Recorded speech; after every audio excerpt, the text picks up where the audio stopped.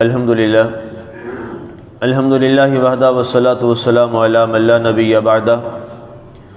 اما بعد فاعوذ باللہ من الشیطان الرجیم بسم اللہ الرحمن الرحیم فلولا اذا بلغت الحلقوم وانتم حینئذ تنظرون ونحن اقرب الیہ منکم ولکن لا تبصرون۔ پھر کیوں نہ ایسے سوچا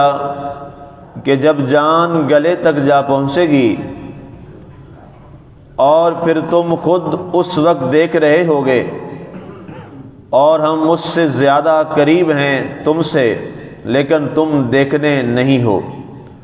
آج ہماری سورہ الواقعہ کی آیہ مبارکہ 85 تک کی تلاوت و ترجمہ کا شرف نصیب ہوا۔ سامعین، ہمارا موضوع چل رہا ہے 2-3 روز سے مسلسل آیات کی ترتیب کے ساتھ کہ وہ لوگ جو مرنے کے بعد دوبارہ زندہ ہونے کے قائل نہیں ہیں، ان کو عقلی دلائل دیے جا رہے ہیں رب ذوالجلال کے کلام کی طرف سے۔ اس میں تیسرا مرحلہ یہ ہے، رب ذوالجلال نے ارشاد فرمایا کہ اے لوگو، وہ منظر کیسا ہوگا کہ جس وقت تمہاری جان تمہارے گلوں تک پہنچ جائے گی، تمہارے حلقوم تک تمہاری جان جو ہے وہ آ جائے گی اور وہاں سارے موجود ہیں، تو ان میں سے کوئی شخص اس مرنے والے کو روک نہیں سکتا، اور وہ شخص جو نعوذ باللہ اللہ کی طاقت کا انکاری ہے اور رب ذوالجلال کے دوبارہ زندہ کرنے کا انکاری ہے اور اپنی طاقت پر اسے بھروسہ اور اعتماد ہے، تو اسے پھر یہ چاہیے کہ جب موت آ رہی ہو وہ اپنے آپ کو موت سے روک لے اور وہ مرے نہیں، اس کو موت نہ آئے بلکہ وہ رک جائے، ٹھہر جائے، اور اس کے ارد گرد جو بیٹھے ہیں اللہ تعالیٰ نے ان سے بھی خطاب کیا، فرمایا جو اس کے حواری بیٹھے ہیں، اس کے اعزاء اقربا بیٹھے ہیں، وہ چاہتے ہیں کہ اس کو موت نہ آئے بلکہ کچھ روز ہی ہمارے ساتھ اور گزارے، تو فرمایا کیا ان میں سے بھی کوئی ایک ایسا شخص ہے جو اس کی موت کو روک سکے؟ فرمایا کوئی ایسا نہیں ہے۔ اگر باپ کا وصال ہو رہا ہے تو بیٹا بے بس بیٹھا ہے،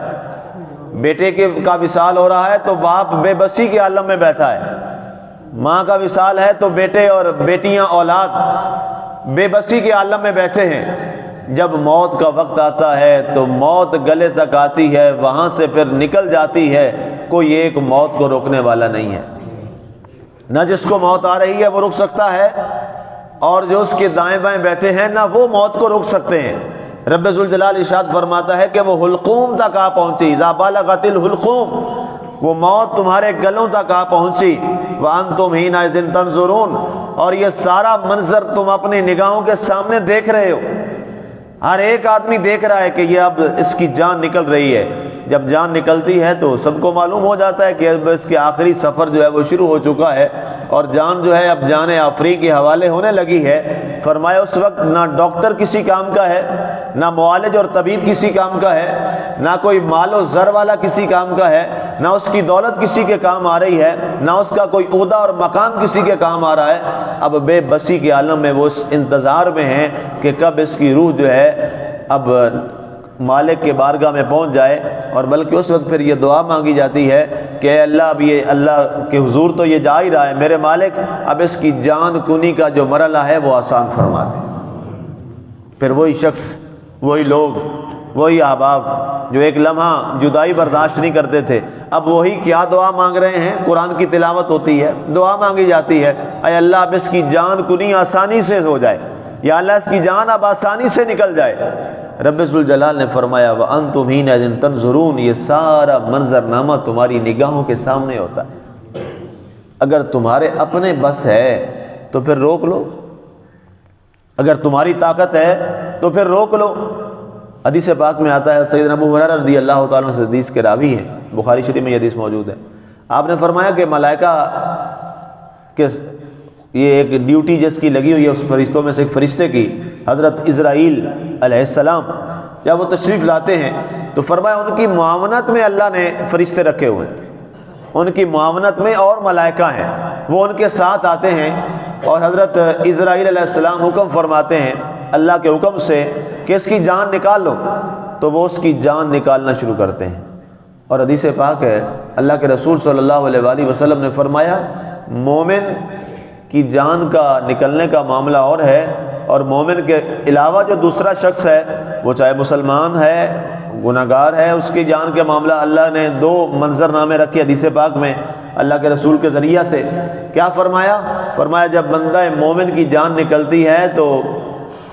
حضرت اسرائیل علیہ السلام اپنی ہتھیلی سامنے کرتے ہیں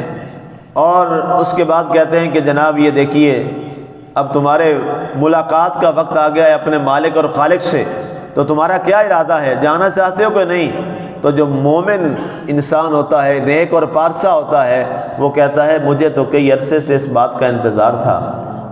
اس کے بعد جب یہ جملہ بولتے ہیں تو پھر حضرت اسرائیل علیہ السلام فرماتے ہیں کہ اخرج ایتھا النفس الطیبہ بان ربک راض، اے پیاری جان آ جا نکلا کہ اس انداز میں کہ تیرا رب تجھ سے راضی ہو گیا، تو اپنے رب سے راضی ہو گیا۔ اور فرمایا اس کے برعکس جب کوئی دوسرا شخص جو مومن اور نیک اور پارسا نہیں ہوتا، جب اس کی جان کنی کا وقت آتا ہے تو حضرت اسرائیل علیہ السلام فرماتے اخرج ایتھا النفس الخبیثہ، اے خبیث جان نکل باہر، بِأَنَّ رَبَّكَ غَاضِبٌ عَلَيْكَ، تیرا رب تجھ پر ناراض ہے۔ اور فرمایا پھر اس کی جان کو حضرت اسرائیل علیہ السلام ایسے نکالتے ہیں، سرکار نے حدیث میں یہ الفاظ فرمائے جیسے فرمایا بیری کے کانٹوں پر اگر ریشمی کپڑا ڈالا جائے اور اسے کھینچا جائے تو اس کے ٹکڑے ٹکڑے ہو جاتے ہیں، فرمایا اس انداز میں اس کی جان نکالی جاتی ہے۔ استغفر اللہ الیاذ باللہ الامان الحفیظ۔ فرمایا یہ جان کنی کا معاملہ اتنا سخت ہوتا ہے، فرمایا اس کا اندازہ جو اوپر بیٹھے ان کو اندازہ نہیں ہوتا۔ فرمایا یہ جس پر بیت رہے ہوتے ہیں یہ لمحات، وہ اس مشکل گھڑی کو جانتا ہے کہ یہ کتنی مشکل ترین گھڑی ہے۔ رب ذوالجلال نے ارشاد فرمایا وَنَحْنُ أَقْرَبُ إِلَيْهِ مِنْكُمْ، فرمایا اس وقت یاد رکھنا تم سارے اس کے ارد گرد بیٹھے ہو اور تم سمجھتے یہ ہو کہ ہم اس کے بڑے قریب ہیں، اللہ فرماتا ہے تم سے بھی زیادہ ہم اس شخص کے قریب ہوتے ہیں، تم سے بھی زیادہ ہم اس کے قریب ہوتے ہیں۔ نظر تو یہ ظاہر بار یہی آ رہا ہے کہ تم اس کے آس پاس بیٹھے ہو، لیکن حقیقت یہ ہے کہ تم سے زیادہ اللہ اس کے قریب زیادہ ہوتا ہے، اللہ کے ملائکہ اس کے قریب زیادہ ہوتے ہیں تمہاری بنسبت۔ ایک اور مقام پہ اللہ نے فرمایا نحن اقرب الیہ من حبل الورید، فرمایا ہم تمہاری شہ رگ سے بھی تمہارے زیادہ قریب ہیں۔ اب دوسری جو اہم بات ہے جو یہاں میں عرض کرنا چاہتا ہوں، قرآن پاک کی ایک آیت ہے، اللہ تعالیٰ قرآن میں فرماتا ہے النبی اولیٰ بالمؤمنین من انفسہم، کہ نبی صلی اللہ علیہ وآلہ وسلم حضرت سیدنا محمد رسول اللہ صلی اللہ علیہ وآلہ وسلم فرمایا وہ تمہاری جانوں سے بھی تمہارے زیادہ قریب ہے۔ النبی اولیٰ بالمؤمنین من انفسہم، نبی تمہاری جانوں سے بھی تمہارے زیادہ قریب ہیں۔ تو فرمایا اس وقت جان کنی کے وقت جس نے اپنا تعلق اپنے نبی کے ساتھ ادب والا جوڑا ہوگا، اتباع والا جوڑا ہوگا، احترام والا جوڑا ہوگا، اور نبی کریم صلی اللہ علیہ وآلہ وسلم کی سیرت اور سنت کو اپنایا ہوگا، فرمایا اس وقت جان کنی کے وقت سرکار اس کے پاس خود موجود ہوں گے، اور فرمایا پھر اس کی جان اس انداز میں نکلے گی، سرکار نے حدیث میں یہ بھی الفاظ فرمائے کہ جیسے مکھن میں سے بال نکال لیا جاتا ہے، احساس تک نہیں ہوگا، بس ایک لمحہ آئے گا اور اس اگلے لمحے میں وہ دنیا سے رخصت ہو کر اپنے مالک کی بارگاہ میں پہنچا ہوا۔ اور فرمایا جو ہی اس کی روح نکلتی ہے، ارشاد ہوا کہ نیک آدمی کی روح فوری طور پر وہ آسمانوں کی طرف اس کو حضرت اسرائیل علیہ السلام ملائکہ کے ساتھ لے کے جاتے ہیں، پہلے آسمان پہ جاتے ہیں، پوچھا جاتا ہے، باقاعدہ وہاں دروازوں کا ذکر ہے، الباب کا ذکر ہے حدیث پاک میں، دروازہ کھٹکھٹایا جاتا ہے، اندر سے آواز آتی جی کون؟ پہلے آسمان کے جو ملائکہ جہاں جن کی ڈیوٹی ہے پہرے دار، جی فلاں جان آئی ہے، فلاں روح آئی ہے، تو اس کے بعد وہاں کے ملائکہ جو پہلے آسمان پر موجود ہوتے ہیں وہ کہتے ہیں اتیت اہلا و اتیت سہلا مرحبا بکا، اے جانے والی جان تجھے مبارک ہو، تو بڑی نیک جان ہے، ہم تجھے خوش آمدید کہتے ہیں۔ پھر دوسرے آسمان پر، تیسرے آسمان پر، ساتویں آسمان تک یہ پروٹوکول ہوتا ہے اس نیک آدمی کا اور نیک روح کا کہ اس کو فرشتے اور اللہ کے ملائکہ خوش آمدید کہتے ہیں، اور اس کے بعد واپس وہ جان ایک پرندے کی شکل میں اڑتی ہوئی واپس جنت کے باغات، وہاں پر کھلیانوں میں اور چشموں میں اور وہاں پھلوں میں اور باغات میں اڑتی پھرتی ہے، اور اس کے بعد فرمایا پھر جب وہ چاہتی ہے وہ واپس اس جسم میں لوٹ آتی ہے، اور جب قبر میں اتارا جاتا ہے تو وہاں جسم اور روح دونوں کا وجود موجود ہوتا ہے۔ تو فرمایا رب ذوالجلال نے، اے لوگو، اللہ کے دوبارہ زندہ کرنے پر انکار کرنے والو، اگر تم اس بات میں سچے ہوتے تو اپنے شخص کی موت کے وقت تم اسے روک لیتے، جو کہ تم روک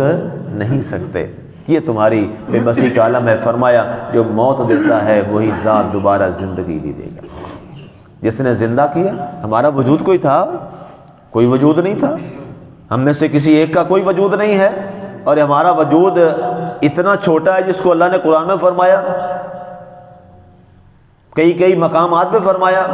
تمہیں ہم نے ایک پانی کی بوند سے پیدا کیا، پانی کی بوند ایک جس کا وجود بھی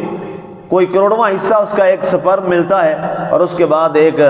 بیٹا یا بیٹی اس کی تخلیق ہوتی ہے، اور وہ مراحل سے گزرتے گزرتے آج ایک انسان بنا بیٹھا ہے۔ رب نے فرمایا جب تیرا وجود نہیں تھا میں نے تجھے تب وجود دے دیا ہے، اب تو تیرا وجود ہے، اب دوبارہ وجود دینا تو اور آسان ہو گئے۔